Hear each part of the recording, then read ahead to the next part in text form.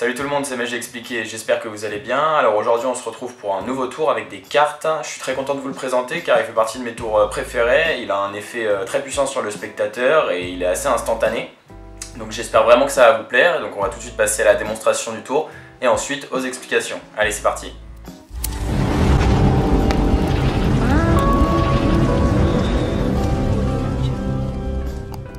Alors, pour ce tour, ce que j'aime tout particulièrement, c'est que je ne suis pas obligé de me limiter qu'à un seul spectateur. Je peux en avoir un, deux, mais aussi trois. Et donc ici, pour me compliquer légèrement la tâche, on va faire comme si j'avais deux spectateurs en face de moi. Donc déjà, très important, on va commencer en leur montrant que tous les dos sont normaux, qu'il ne s'agit pas d'un paquet truqué, que bien sûr toutes les cartes sont différentes et mélangées dans le jeu, comme ceci. Et donc maintenant, je vais tout simplement me retourner vers mon premier spectateur et lui demander de choisir une carte. Alors je vais les faire défiler comme ceci, il va me dire stop n'importe où, ici j'en ai pas, donc c'est moi qui vais dire stop, mais faites-moi confiance, je ne triche pas. Donc mettons stop ici, et ce sera la carte donc de notre premier spectateur. Je vous la montre, et bien sûr je ne la regarde pas, j'espère que vous la voyez bien. De toute façon elle devrait apparaître dans un coin de l'écran pour pas qu'on la perde. Et donc je la pose juste ici, ce sera la carte de notre premier spectateur. Et maintenant je vais faire donc choisir une carte à mon second spectateur de la manière suivante, pourquoi pas. Encore une fois, je vais venir prendre n'importe laquelle des cartes, donc pourquoi pas celle-ci. Hop. Et encore une fois, je vais vous la montrer. Bien sûr, je ne la regarde pas.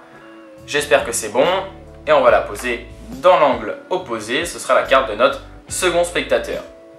Donc maintenant, tout va bien. Mes deux spectateurs ont choisi leur carte dans un paquet complètement mélangé. Et que diriez-vous si comme ça, à froid, j'arrivais à retrouver les cartes que viennent tout juste de choisir mes spectateurs, qui sont donc absolument certains que je n'ai pas pu les voir? Eh bien regardez pourtant, j'ai juste à poser ma main sur la carte de mon premier spectateur et je sais que c'est un valet de cœur. Et c'est effectivement un valet de cœur. Et maintenant, je passe à mon second spectateur, et alors attendez, je pense que c'est un 4 de cœur. Et c'était effectivement un 4 de cœur. Voilà. Et j'aurais pu faire ça avec 3, 4 spectateurs, c'est ça ce que j'aime bien avec ce tour, c'est l'instantanéité. Donc j'espère vraiment qu'il vous a plu et on va tout de suite passer aux explications du tour. Alors pour les explications de ce tour, je vais commencer tout de suite par le point le plus important. Il vous faut un jeu complet de 52 cartes. J'ai bien dit 52 et non pas 54, car si vous avez comme moi actuellement les deux jokers, vous pouvez d'ores et déjà les retirer. Une fois que vous avez bien votre jeu complet de 52 cartes, vous allez réunir toutes les couleurs ensemble. Donc le pic avec le pic, le cœur avec le cœur, etc. Le trèfle et le carreau.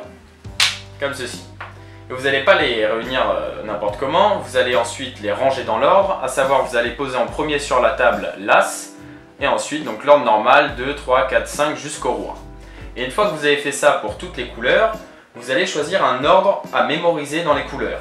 Donc je ne vous conseille pas de choisir cet ordre-là, à savoir pique, cœur, trèfle, carreau, car après vous allez avoir un jeu où les rouges et les noirs vont s'enchaîner, et visuellement ça va pouvoir se remarquer. Donc tout bête, vous avez juste à changer le carreau et le trèfle de place, ce qui fait que vous allez avoir un jeu où il y aura une carte noire, puis deux cartes rouges et une carte noire, ce qui visuellement se remarquera beaucoup moins, voire pas du tout. Et ensuite vous allez faire comme moi, donc vous mémorisez cet ordre de couleurs, à savoir pique, cœur, carreau, trèfle, vous le mémorisez bien, et vous allez créer ensuite un décalage de 3 cartes au niveau des valeurs. Je m'explique, vous faites exactement comme moi, vous prenez donc le pic, et vous allez passer l'As au-dessus, comme ceci. Et ensuite, à partir de l'As, vous comptez plus 3, et vous allez faire ça à chaque fois. Donc plus 3, ça nous mène à 2, 3, 4, donc vous allez prendre la prochaine couleur, vous allez prendre toutes les cartes à partir du 4, et vous allez les passer au-dessus, comme ceci. Et vous allez faire la même chose pour le carreau, à partir du 4, on compte plus 3, donc ça nous mène à 7.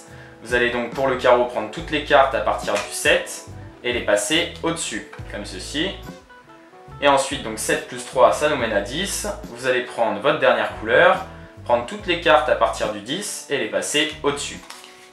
Et maintenant, on va constituer, entre guillemets, un nouveau paquet, mais en fait qui sera complètement classifié, ordonné, mais qui visuellement, ce sera, aucun spectateur ne peut le remarquer. Donc vous allez commencer par le pic, vous allez le poser dans votre main, et vous allez ensuite prendre le cœur, le carreau et le trèfle, et vous refaites ça. Donc je vais accélérer légèrement la vidéo parce que ça peut paraître un peu long.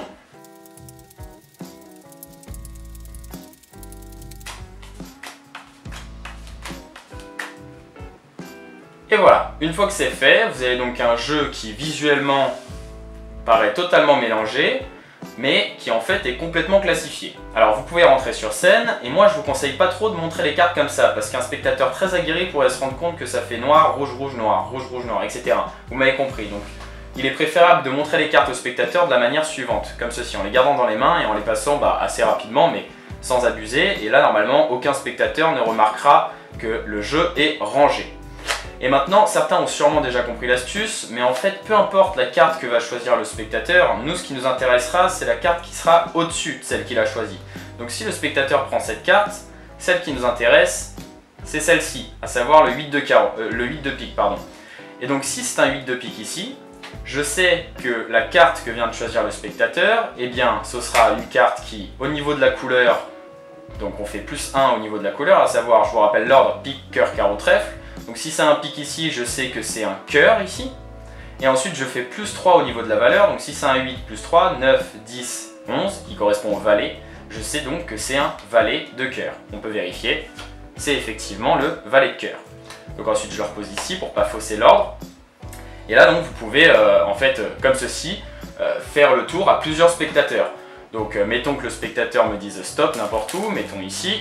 Je sors sa carte, la carte moi qui m'intéresse c'est celle-ci, donc je vais poser le paquet sur la table afin de la voir en fin de paquet, et pendant que le spectateur vérifie sa carte, eh bien moi j'ai juste à faire un petit mouvement comme ceci, ce qui me permet très rapidement de voir que c'est un 5 de trèfle ici, et donc je vous rappelle l'astuce, si c'est un 5 de trèfle, on fait plus 1 au niveau de la couleur, donc l'ordre c'est pique, cœur, carreau, trèfle, et ça fait une boucle, donc si c'est du trèfle, vous revenez au départ, donc on sait que ça va être du pique ici, ok ? Et si c'est un 5, on fait plus 3, donc 6, 7, 8, on sait que ce sera le 8 de pique. Et c'est effectivement le 8 de pique. Ensuite, pour pas fausser l'ordre, j'ai juste à le reposer au-dessus, et vous pouvez même couper encore une fois. Et alors, je ne l'ai pas précisé, mais bien sûr, le seul mélange acceptable, c'est la coupe simple. Voilà, il ne faut pas commencer à couper plusieurs fois le paquet comme ça, parce que sinon, ça va fausser l'ordre. Donc vous avez juste le droit de couper le paquet. Vous pouvez même le demander au spectateur, il n'y a pas de problème. Et ensuite, je vous le fais une dernière fois. Mettons que le spectateur choisisse sa carte comme ceci, donc il va prendre n'importe quelle carte, et là, nous ce qui nous intéresse, ça va être de bien séparer l'endroit où il a pris sa carte, parce que la carte qui nous intéresse, c'est celle-ci, celle qui était au-dessus. Donc vous n'avez plus qu'à prendre la partie de gauche, la placer au-dessus, comme ça la carte qui nous intéresse est en dessous. Encore une fois, on la regarde très rapidement, là j'ai vu que c'était un 3 de trèfle, donc je fais plus 1 au niveau de la couleur, le trèfle étant à la fin, je reviens au pique, donc je sais que c'est du pique, plus 3 au niveau de la valeur, donc je sais que c'est le 6 de pique. Et c'est effectivement le 6 de pique.